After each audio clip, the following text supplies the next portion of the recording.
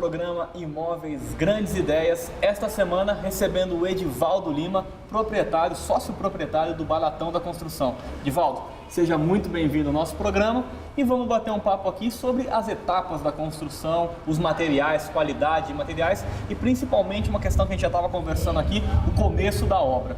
Mas antes disso, Edivaldo, queria que você se apresentasse para o pessoal lá de casa, falasse um pouquinho sobre sua carreira, como que você começou, o que levou você a entrar no mercado da área de materiais de construção. Se apresentasse então para o pessoal lá de casa. Muito obrigado, eu agradeço muito a oportunidade. É um prazer falar disso porque é uma coisa que eu gosto, está dentro de mim. Certo. Eu comecei há muito tempo atrás, em 84, quando menino ainda, né? Com o passar do tempo, fui pegando gosto por esse ramo de material de construção. E já se passaram 30 anos, né? Desde aquela idade pequena até agora. Então, é um prazer, sempre um prazer. Às vezes eu gosto mais de dar a informação do que propriamente fazer a venda, sabe? Então, isso me satisfaz muito. Eu faço isso, a gente faz isso com amor, eu faço com amor. Então, é um prazer. Edivaldo, vamos começar então a bater esse papo. Você estava comentando comigo a questão do começo da obra, né? E você falou aí que gosta de passar informação. Então, o que é importante frisar nessas questões do início da obra para não ter dor de cabeça lá na frente? Exatamente, porque os meios de comunicação, eles levam muito em importância a casa própria. Mas, quando a gente vai fazer a casa própria, a gente precisa ter vários estudos antes, que é bom. Porque na hora de tratar o serviço, na hora de você contratar a mão de obra especializadas, às vezes a gente se perde um pouco na falta de experiência. Então, assim, primeiro, o sonho da casa própria é um sonho quando a gente começa a fazer, a gente mesmo, a fazer a nossa própria casa. Isso é muito bacana, é muito legal você construir a sua família em cima daquilo que vai ser o seu alicerce ali, o teu teto, que vai abrigar seus filhos. Então, no começo da obra, é muito importante você conversar com o pedreiro, dialogar bastante com ele, de preferência, colocar no papel aquilo que ele falou que vai fazer, aquilo que você quer que ele faça. Sim. Porque o que a gente mais vê aqui na loja é uma falta de comunicação. O pedreiro, porque às vezes não tem a visão lá adiante aonde o proprietário quer chegar. Certo. E por outro lado, o proprietário que não tem experiência de construção. Logo nos primeiros meses ali já surge um atrito, aí os casais já ficam chateados com os pedreiros. Começa já a dar dor de cabeça na hora, Exato, exatamente. Já começa a dar dor de cabeça, porque eles contratam o profissional e acham que ele tem lá na frente, que ele não é assim, não acontece assim. Então, você contratou a mão de obra, escreve no papel certinho o que você quer, o que ele vai fazer, para depois dar tudo certinho, que é o que mais acontece no ramo da construção. Às vezes a construção não rende muito por causa dessa falta de comunicação, dessa falta de diálogo. Por exemplo, vou dar um exemplo. Você contrata o pedreiro, ele vai fazer a sua casa.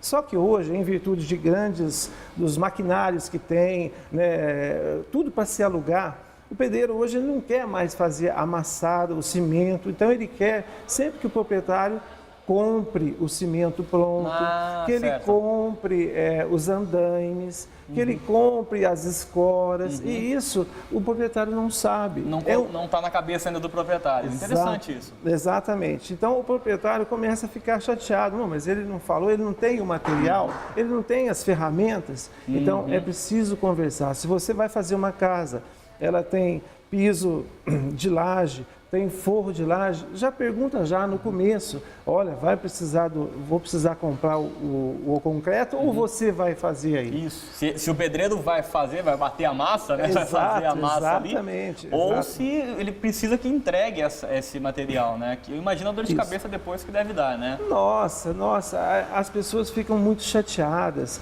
né? Pô, mas o pedreiro me avisou. Eu falei, então, mas é que a gente não sabe, ele também não avisa, então aí dá atrito. E a gente às vezes deixa de vender, deixa de fazer uma casa bonita, porque a gente já ficou chateada com a mão de obra já no começo. Sim. É muito difícil isso. Então, a gente aqui procura sempre conversar esse quesito com as pessoas. Essa orientação para a pessoa, para comunicar, né?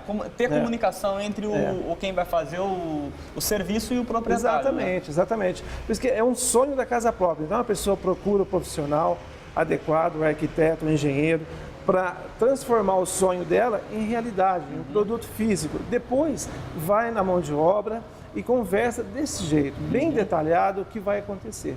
Assim a casa vai ficar bonita desde o alicerce, desde lá do buraco lá, porque a gente já tem aquela ideia de que o buraco, lá vai qualquer coisa, vai pedra, vai ferro, lá não tem problema, mas não é assim. Né? Se a casa não está bem feita desde lá do alicerce, ela não fica bom aqui. E pode causar um problema futuro ali, de afundar o piso, né, se for mal feito o alicerce, né? Pode, Gabriel. Esses defeitos são inúmeros. Vou contar aqui uma curiosidade. O impermeabilizante, por exemplo, é muito necessário que se use o impermeabilizante corretamente. A gente vê hoje uma grande quantidade de casas novas com umidade. Às vezes, as pessoas acham que colocar bastante impermeabilizante na casa vai resolver o problema. Se eu tenho aqui 2 litros, eu vou pôr 3. Está errado. A fábrica orienta dessa maneira, você coloque a quantidade correta, nem mais, nem menos. Se você colocar a mais, dá aquelas bolhas amarelas, assim, parece aquela... Estraga o acabamento ali, né? Estraga todo o acabamento. E isso vem lá de baixo, está lá contaminado o reboco da pessoa, da casa. E isso dá umas bolhas assim, e estraga tudo a parede, né? Então, usou impermeabilizante demais.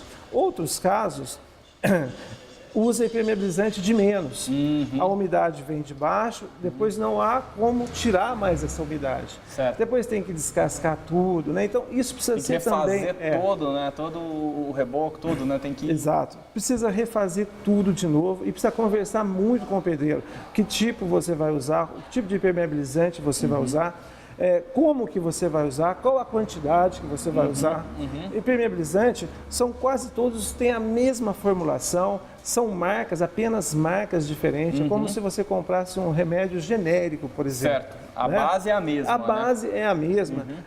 Então, não tem muita diferença disso não, sabe? Tem as fábricas mais antigas que têm mais produtos capazes de solucionar qualquer problema que eventualmente possa aparecer. Né? Mas o importante é você achar o profissional correto e que saiba usá-lo corretamente. Porque o grande problema nosso é esse, não saber usar impermeabilizante. E uma curiosidade que as fábricas trazem para a gente. Em muitos lugares do Brasil, ainda não se usa impermeabilizante. Ainda se usa o sangue animal. Olha só. Eles matam os animais que tem lá, preferem usar o sangue do que o material. Olha só. Exato. Olha, uma questão interessante. O pessoal ainda segura aí para não utilizar a tecnologia mesmo, vamos dizer, né? Não usa. E com certeza o impermeabilizante é bem melhor, né? É um material feito para isso, né? Para isso, com ingredientes químicos para isso. Mas, infelizmente, as fábricas nossas do Brasil de impermeabilizante não conseguem atingir todo o Brasil. Por quê? Por aquele conservadorismo. Isso, conservadorismo, acho que essa é a palavra. Não quero usar, não vou usar. Então, não vende, não vende. Só. Então, nós aqui temos que estar atentos para que depois a casa pronta e a gente possa colocar aquele piso bonito, dar aquela pintura legal. Ficar a casa dos sonhos realmente, né, Edivaldo? Ficar a casa dos sonhos. Edivaldo, nesse primeiro bloco, então, passamos um pouquinho do começo da obra, essa questão tão importante que você falou, e levamos para o pessoal que é importante ter comunicação com o profissional que vai executar o serviço, deixar tudo claro. Foi uma questão levantada até pelo advogado Dr. Rui, quando ele esteve aqui, a questão do contrato ser bem específico na hora de abordar os temas, né? Ter tudo certinho, como ele disse, não precisa ser complicado, mas sim detalhado. Detalhado, né? isso. E a questão de se informar, essa questão que você falou, que tem locais que as pessoas não compram ainda o impermeabilizante, material tão importante. Então, já ficam essas primeiras dicas para você. Comunicação com o profissional e informação. No próximo bloco, nós vamos continuar esse bate-papo aqui com o Edivaldo. É rapidinho, já estamos de volta com o programa Imóveis Grandes Ideias.